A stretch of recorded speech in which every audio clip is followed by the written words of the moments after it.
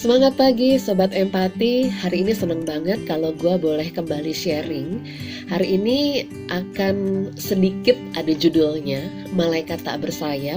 Sebetulnya ada background storiesnya kenapa mau cerita tentang Malaikat Tak Bersayap hari ini. Jadi ceritanya yang pertama itu, gue pernah sekitar 10 tahunan yang lalu siaran di salah satu televisi di sekitar Senayan, Jakarta. Nah kebetulan waktu itu gue dipanggil untuk siaran hanya satu episode aja. Biasanya kan sekali datang bisa buat 3 atau 4, tapi ini hanya untuk satu episode saja dan live. Nah biasanya kalau gue siaran ke sana itu selalu bawa baju ganti, atau dalam arti gue dari rumah pakai kaos santai gitu sampai di TV itu baru ganti baju gitu. Tapi nggak tahu kenapa waktu itu gue pakai baju yang memang ready untuk siaran on cam gitu ya. Jadi udah cukup rapi lah gitu, dan nggak bawa baju ganti juga. Nah waktu itu musim panas, jadi waktu itu gue putuskan untuk naik kendaraan umum, naik bis AC. Di tengah jalan hujan. Wah, dakdikduk dong gitu. Apalagi kan siarannya mau live loh, bukan tapping gitu ya. Dan gue datang juga udah terlalu mepet juga waktunya. Jadi nggak terlalu banyak juga untuk melakukan persiapan. Nggak tahu kenapa waktu itu pokoknya mepet aja. Padahal biasanya agak prepare jauh-jauh waktu dari sebelum siaran gitu. Nggak bawa payung juga. Nah, akhirnya tiba di mana gue harus turun dari bis itu. Hujannya cukup lebat juga, dan gue tahu di sana tidak ada halte untuk gue berteduh kalau gue turun. Nggak pernah juga yang nemuin ojek payung di sekitar sana. Akhirnya gue cuma pasrah, turunlah gue dari bis itu. Nggak tahu gimana, tiba-tiba ada anak kecil laki-laki bawa payung. Pas gue turun langsung nyodorin payung gitu. Otomatis dong gue nggak mikir panjang, gue langsung ambil itu payung. Payungnya gede juga. Terus gue langsung nyebrang sama anak ini, walaupun dia udah kehujanan gue lihat, tapi tetap dong berdua gitu ya, nggak mungkin gue bawa payung sendiri walaupun dia udah dalam kondisi basah kuyup.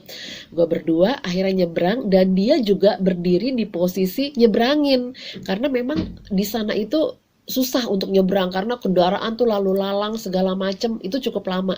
Dan dia nyebrangin juga, gue bawa payung. Gue sampai aduh thanks God, dan akhirnya sampai di seberang, sampai di studio.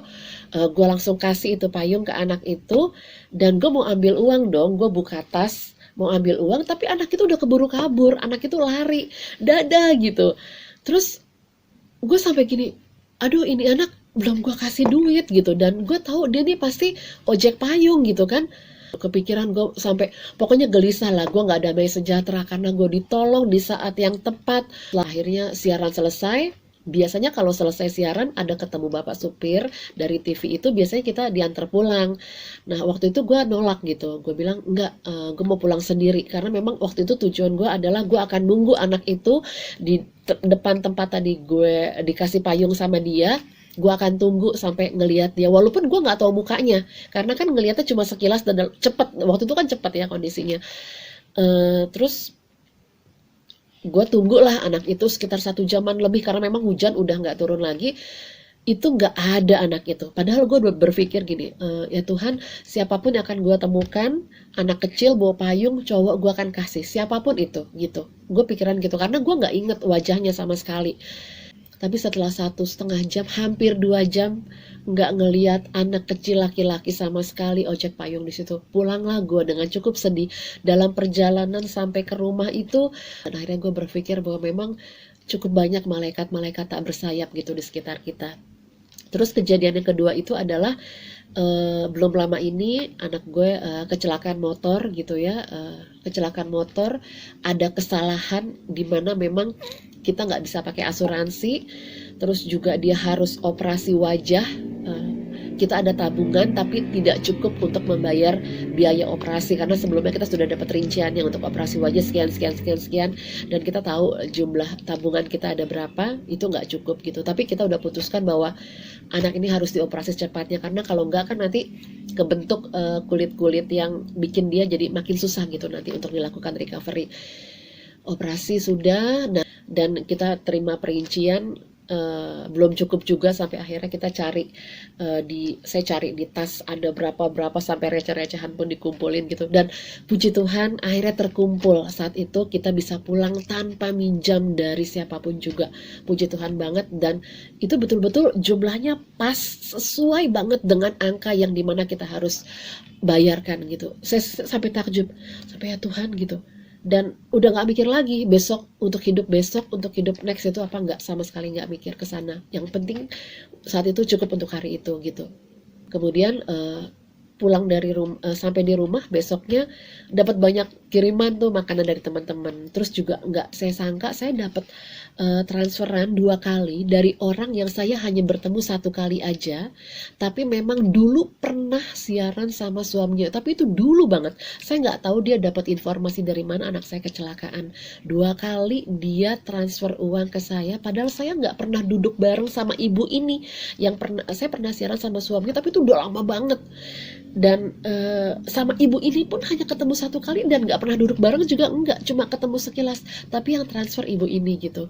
Saya sampai gini, padahal saya nggak ada kedekatan sama sekali, ngobrol juga nggak pernah gitu, ngobrol dalam juga nggak pernah, duduk bareng juga nggak pernah gitu.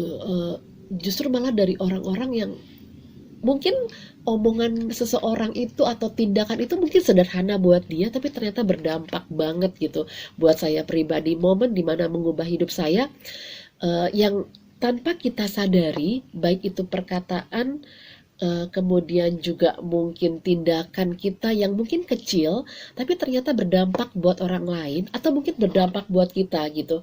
Dan mungkin banyak orang yang melakukan kebaikan yang tidak direncanakan, tapi tetap kita nggak duga gitu, ternyata ini bisa mengubah kita.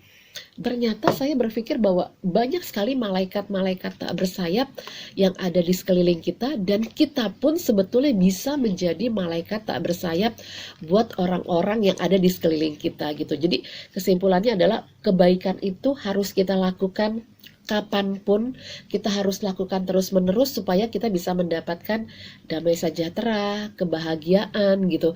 Karena memang kan ada quote yang mengatakan bahwa sebetulnya dunia ini tidak butuh banyak orang sukses, tapi yang dibutuhkan banyak orang baik. Maksudnya adalah orang baik bisa mengubah seseorang, tapi orang sukses belum tentu mengubah seseorang gitu. Mungkin di luar kita sering banget dengar cerita bahwa kalau kita buat kebaikan takutnya dijebak oleh orang lain, karena kita tahu ada oknum-oknum yang memang suka memanfaatkan kebaikan seseorang gitu. Jadi kadang-kadang kita serba salah nih kalau mau nolong seseorang gitu ya. Tapi saya dengar dari teman saya, dan saya pikir itu adalah hal yang baik kalau kita berniat melakukan kebaikan apapun itu, lakukan saja, jangan pikir macam-macam, karena kalau kita berpikir macam-macam itu akan menghambat kita gitu.